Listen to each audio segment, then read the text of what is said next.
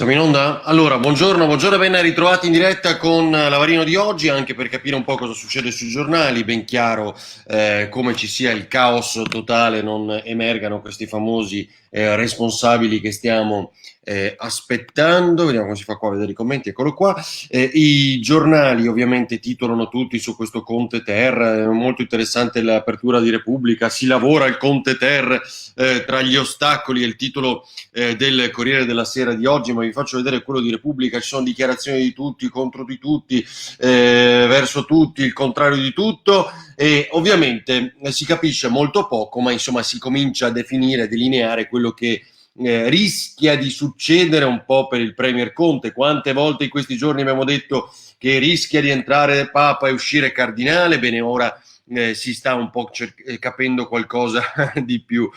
Conte nelle mani di Renzi, è il titolo invece di Repubblica, come faccio? Eccolo qua. Conte nelle mani di Renzi, perché insomma sarà lui a determinare l'eventuale nuovo ruolo che può avere il Premier, se sostenuto da Renzi perché non si trovano i responsabili o meno. Insomma, ieri tra l'altro c'è stato un thriller di alcune ore che è stato davvero carino, ma dopo ve lo racconto. Buongiorno Emanuela, cosa scrive Nicola? Siamo in balia di 4 scappati di casa, dice Laura. Ciao, buongiorno, ben trovata. Ornella, ben trovata anche a te. Stalio, se avete piacere, insomma, condividete il video perché così raggiungiamo anche più persone, continuiamo a farci la nostra rassegna stampa alla mattina per capire quello che succede. Paola, grazie di cuore, hai fatto una bellissima intervista a Zaia, bravo lui, io ho pochi meriti, è stato molto abile a sopportare un'ora e mezza di domande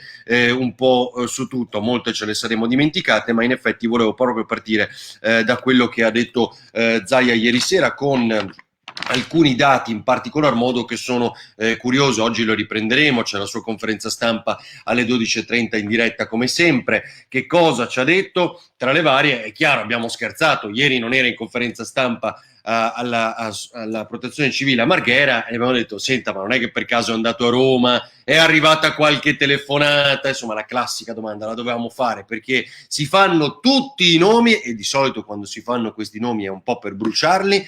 Non si fa quello di Zaia, ma chi è che si mette in questo momento a fare a gestire un governo con questo Parlamento in un momento come questo, dopo i problemi che rischia di ereditare su molti fronti? Di Maio e Gentiloni ora a bordo campo, si scaldano gli altri, e sono alcuni nomi che già avevamo fatto nei giorni scorsi, compreso Patuanelli, compreso Di Maio, Franceschini del PD, Guerini, ministro attualmente alla difesa, Gualtieri, ministro dell'economia, Draghi, ma non credo che Draghi allo stesso tempo si metta in una condizione di questo tipo con questo Parlamento a gestire un governo per altri 2 anni.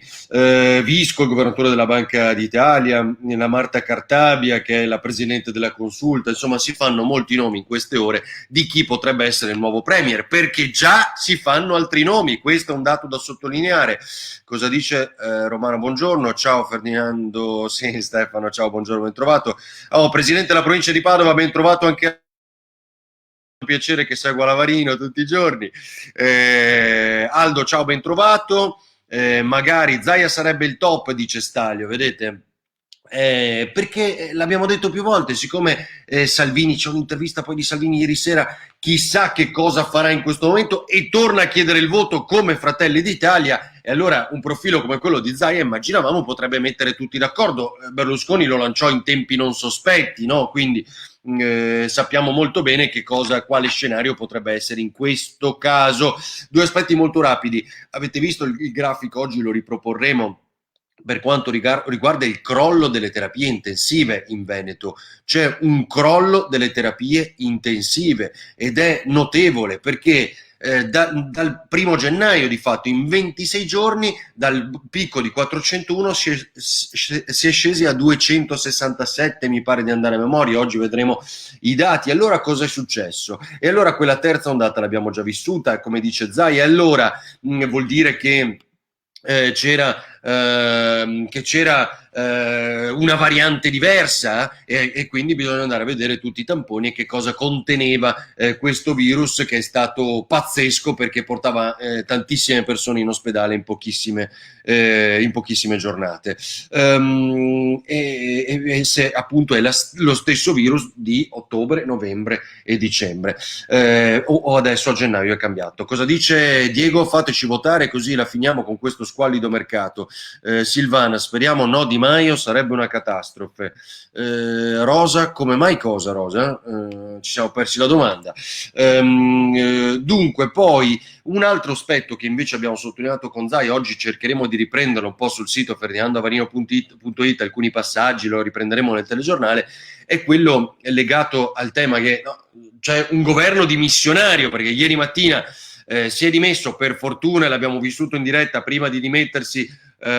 Conte ha votato il testo sul CONI, il CONI non è più blindato, non ha più minacciata la sua libertà, possiamo andare alle Olimpiadi cantando l'inno con la maglia azzurra, con i finanziamenti per Cortina 2026, perché quella follia che andava avanti da anni stava bloccando ovviamente e facendo arrabbiare il Comitato Olimpico, che rischiava di escludere l'Italia. Fatta un po' più semplice è un po' così. Crisanti vuole chiudere tutto, sì, ne abbiamo parlato anche ieri, e ci dà la colpa, hai fatto ancora una volta, dell'estate. Non ce la potremo godere quest'anno l'estate, già ce lo dicono, siamo a gennaio, non vediamo l'ora che arrivi il caldo, e già ci dicono che non potremo goderci l'estate come l'anno scorso, perché l'anno scorso siamo stati ovviamente tutti degli irresponsabili pazzi che andavano addirittura col costume da bagno a fare il bagno. Terapie intensive vuote? No, Rosa, non è che siano proprio vuote, questo purtroppo è così, però comunque sicuramente c'è un consistente calo. Che vi volevo dire? Dunque, ecco, ho detto Zaia, ma siccome c'è questo governo, non è una vacazio perché resta in carica per gli affari correnti, no? Il governo, anche se dimissionario. Ma non è che magari lei, visti questi dati, vista la percentuale che addirittura ieri è scesa all'1,8% per quanto riguarda i positivi su tampone in Veneto, 1,8%, ci dicevano il 36%, ricordate, no? A ottobre e novembre in realtà era l'8-9%, aveva ragione Zaia, perché oggi i dati che diceva Zaia sono quelli che il governo diffonde per tutte le regioni, quindi la possiamo pensare in maniera diversa, non mi interessa, non è una questione politica, è una questione tecnica, così come è una questione tecnica che tutte le regioni, lo diciamo da settimane qui, devono fare lo stesso numero in percentuale di tamponi per la propria popolazione, altrimenti è inutile confrontare le regioni, è inutile che l'Europa guardi i dati di chissà quando e ci dia il rosso scuro, perché non potremo mai viaggiare se non con il tampone, tutte le attenzioni, la quarantena, eccetera, e si inventa questa minchiata col botto l'Unione Europea del rosso scuro. Volevo arrivare a questa domanda che ho fatto a Zaia. Bene, in questa sorta di vacazio che non c'è, vi ricordo ancora, del governo, non è che lei può aprire i bar e i ristoranti, le attività che sono chiuse, perché sappiamo che di solito si può fare solo maggiori restrizioni, non maggiori aperture, ma magari in questo momento, e Zaia ci ha detto molto chiaramente che no, purtroppo. Allora, andiamo poi ai temi politici. Edoardo, un governo irresponsabile sarebbero solo responsabili dell'ennesimo fallimento, praticamente si sostituirebbe l'orchestra del Titanic. Nicolò, ciao Nico, puntiamo la vaccina a Reitera, sono d'accordo con te anche per il nostro orgoglio italiano. Qual è il problema?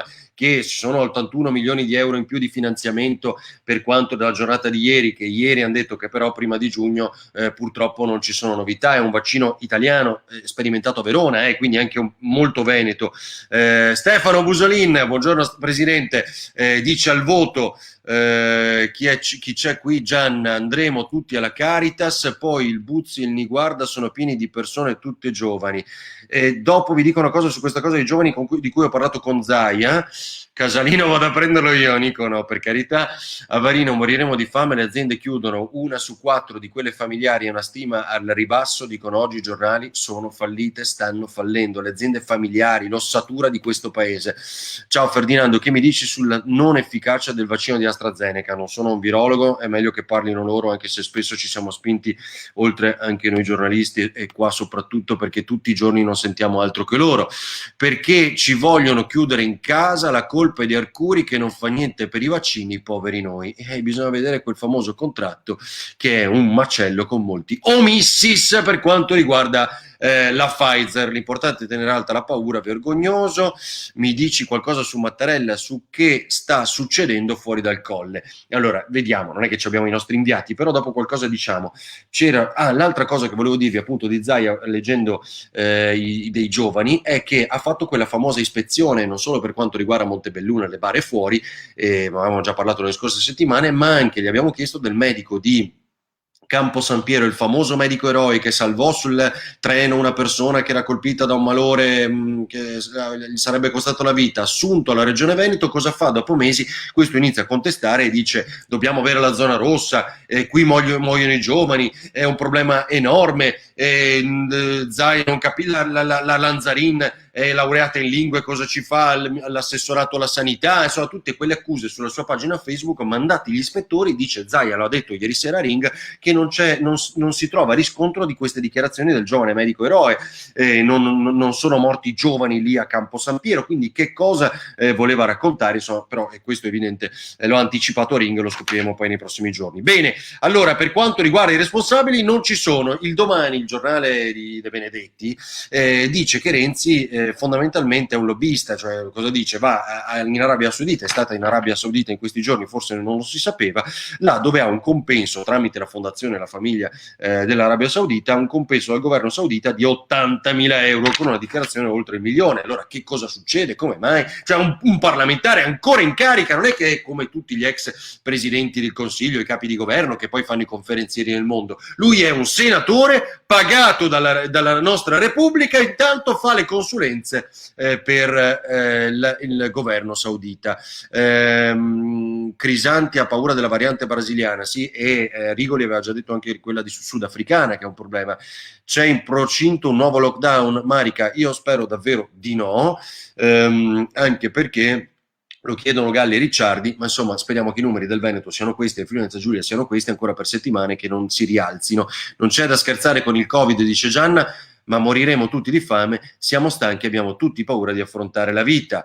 La Corte Costituzionale si pronuncerà a febbraio sui DPCM incostituzionali, quindi sì, certo, ma cosa volete che ormai cambi, diciamo, l'effetto l'hanno avuto, no? Sono già intervenuti sulla nostra vita. Salvini ieri sera, ospite di martedì da Floris, ha detto una cosa pazzesca che non mi sembra avesse detto fino ad adesso. Intanto rilancia Berlusconi, hanno dimostrato che nonostante il suo curriculum, diciamo, giudiziario, ha scontato la pena, è stato pienamente riabilitato e può fare il Presidente della Repubblica, posto eventuali nuovi guai giudiziari o effetti di questi guai giudiziari, vedi Rubiter, ma comunque rifiuterebbe, dice Salvini, i 2/3 del recovery, quella parte a prestito, quindi prenderebbe i fondi fondo perduto e lascerebbe i 2/3 che sono la stragrande maggioranza dei 209 miliardi, perché bisogna restituirli, perché insomma è meglio andare a cercarli sul mercato, adesso è conveniente, sono tutti questi ragionamenti che ha fatto Salvini ieri sera. È una cosa forte che ha detto, dopodiché un po' l'ha smussata, ma in realtà l'ha detta.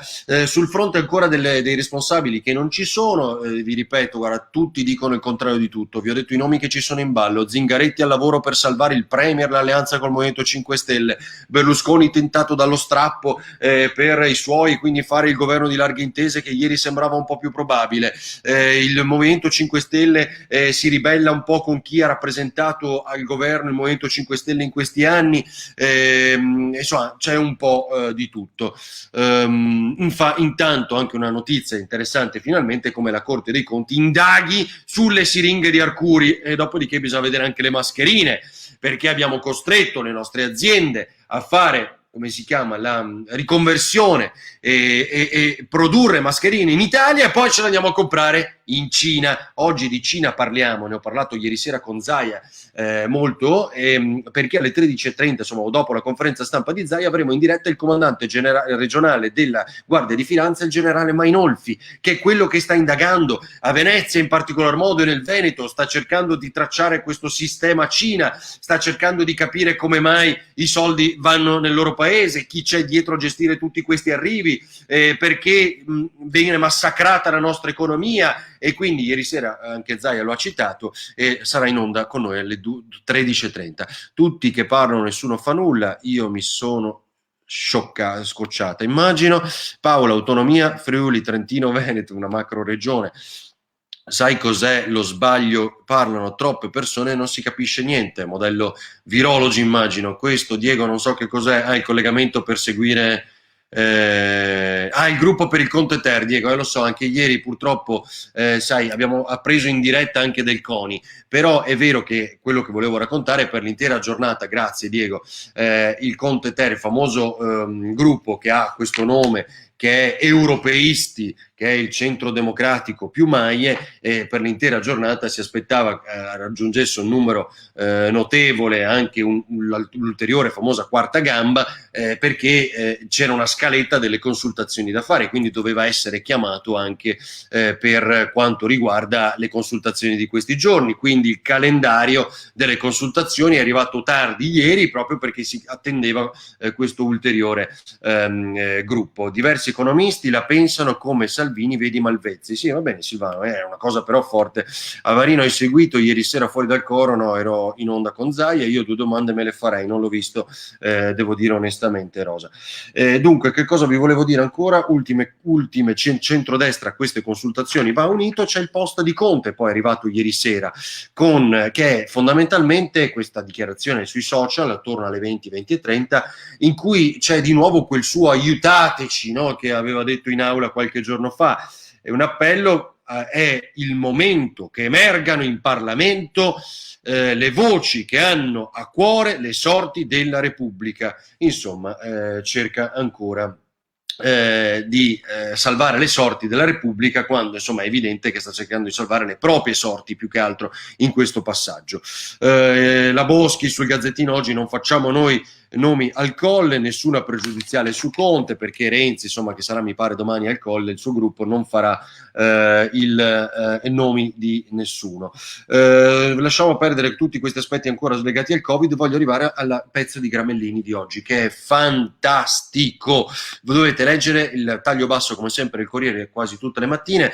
Patrizia, sono tutti vergognosi, tutti i giochetti politici, e di mezzo ci andiamo noi cittadini, l'unico paese che è capace di fare una crisi di governo in tempo di pandemia ci ride dietro il mondo. Guarda Patrizia, no, anche perché altri sono andati al voto, no? Vanno al voto in questo periodo.